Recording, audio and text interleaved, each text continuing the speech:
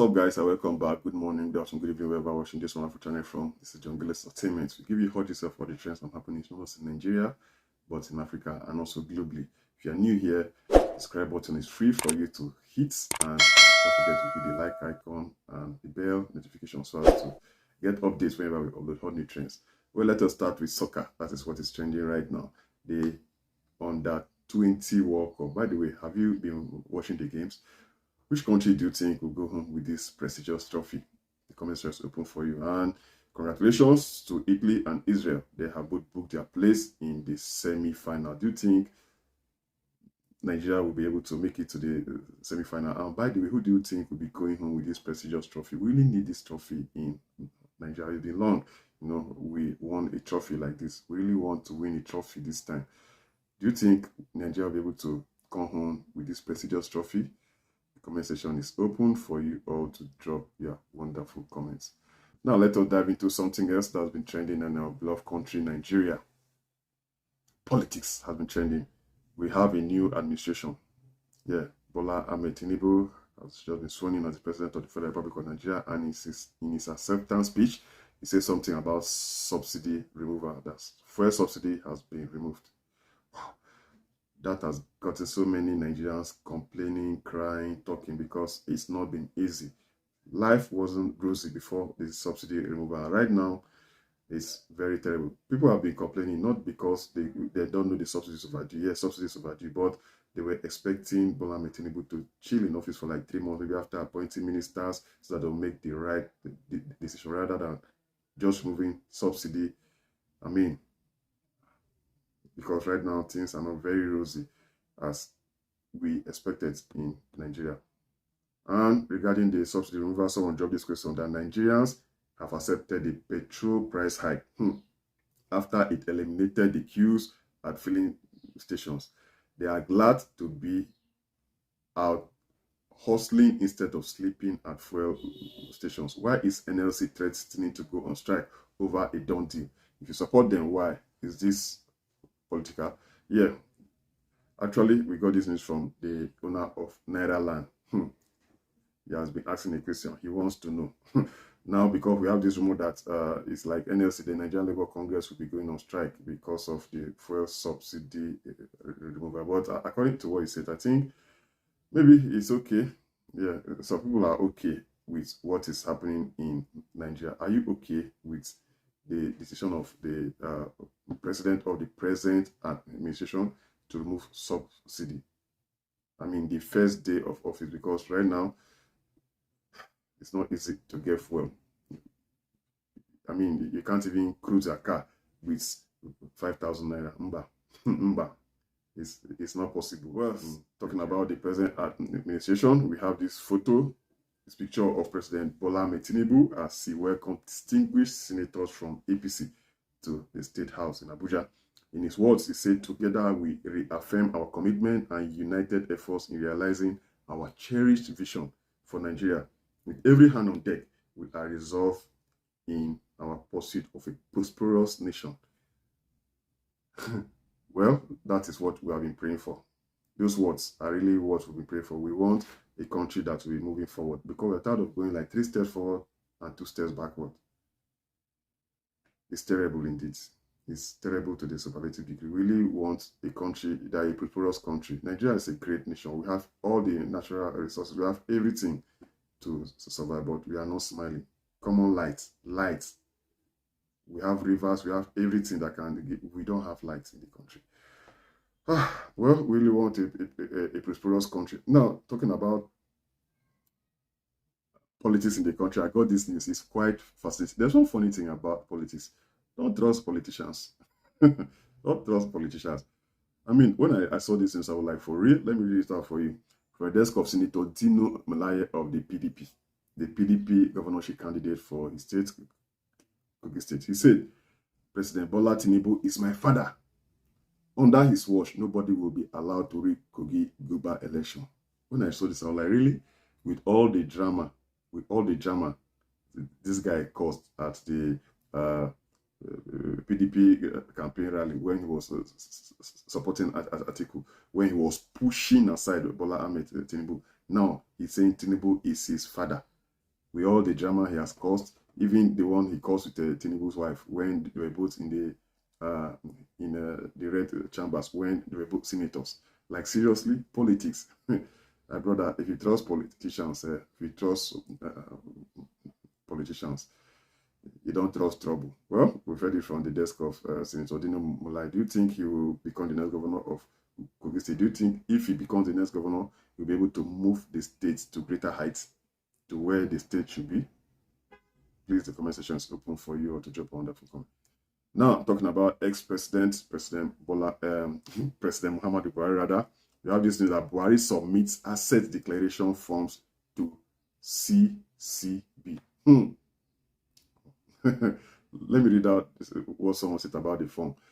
From the desk of Garba Shehu, we say former President Buhari submits asset declaration form, shows zero debt. Like seriously, that the former president has submitted his asset declaration forms to the Code of Conduct Bureau in line with Chapter 6 of the Constitution. The Code of Conduct Bureau today issued an acknowledgement receipt. The completed declaration shows that his movable assets did not increase at home in Nigeria or outside, and did not add any bank account outside the only one he had in Union Bank, Kaduna. He has taken no loans and has no liability. The number of animals in his farm recorded a little decrease due to the number he gave as gift in the last 4 years. Brothers, please, what do you have to say regarding this grammar I just read? Please don't forget to drop your comments on the comment section. Nigeria is a funny country indeed. Funny country indeed. Indeed, Nigeria is a very funny country. That's why we see people going all out, doing their best, praying to God to help us. Still talking about the present administration, we got this news that reps asked Tinubu to declare state of emergency on drug abuse. Don't reach that level. It don't hurt for Nigeria. The House of Representatives has asked President Bola Tinubu to declare a state of emergency on drug abuse in the country. This followed a motion of urgent national importance by a member of the House, Francis Agbo, drawing attention of the House to the efforts of the National Drug Law Enforcement Agency, NDLEA, to rid the country of hard drugs. The House was also worried about the equipment and weapons available to the NDLEA and asked for an increase in the budgetary allocation to the agency. We have so much in this country, so much drama. But according to the House, I think that is their biggest problem right now. By the way, what is your biggest problem as a Nigerian living in Nigeria? The comment section is open for you to drop your wonderful comment. Now let us move out of Nigeria. Let's talk about Africa. This has been trending, the Senegal protest, and that death too rises, above 15. Because it's more than 15 right now. It's something else. Senegal protest. We really need to pray for Senegal. They need our prayers. Because whether I like it or not, right now in Nigeria is peaceful, though we are not happy. And we don't have tension like what is happening in Senegal. And they are our brothers. This is Africa. In the news, we have the reports, according to the report of the drama going on in Senegal, that tensions remain high in Senegal on Saturday after clashes brought the death to 15 since a court-convicted opposition leader, Sonko's ongoing legal woes have prompted rare flare-ups of violence in Senegal, typically a bastion of stability in West Africa, and foreign allies have urged a return to calm. Disturbances were reported on Saturday in the suburbs of the capital, Dakar, but several neighborhoods that have experienced outbursts of violence on Thursday and Friday remain calm, said the Minister of the Interior, Anthony Diome. He said that there had been a drop in intensity of the demonstrations, adding that about 500 arrests had been made since the start of the protest movement. He added that the government suspected overseas involvement. There is foreign influence and it is the country that is under attack, he said, declining to elaborate.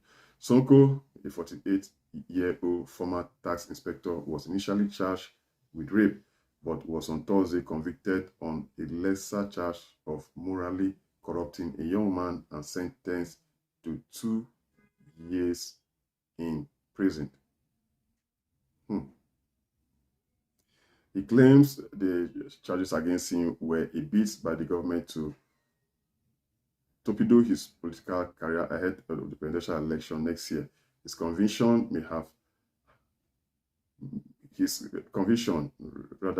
may take him out of the running for the 2024 coup. Clashes between Sonko's supporters and police broke out after the ruling, leading to 15 deaths over 2 days, according to government figures. Shops and businesses were ransacked. The army was deployed to the streets, but scuffles erupted on Friday night in part of the capital, Dakar. Diome accused protesters of trying to destabilize the country. These are irresponsible people. Drama everywhere in this continent, Africa. Pray for Senegal. They should calm down. Sometimes when I read news like this, I just ask myself, what is really happening? I mean, because of one man, people just be killing each other. Sometimes we need to ask ourselves before we fight, is it really necessary? Is this worth it? Drama, let it finish. Thank you guys for watching. Enjoy the entertainment. Don't forget to hit the subscribe button and the bell icon so as to be notified of the funny trends. Have a memorable day and see you soon.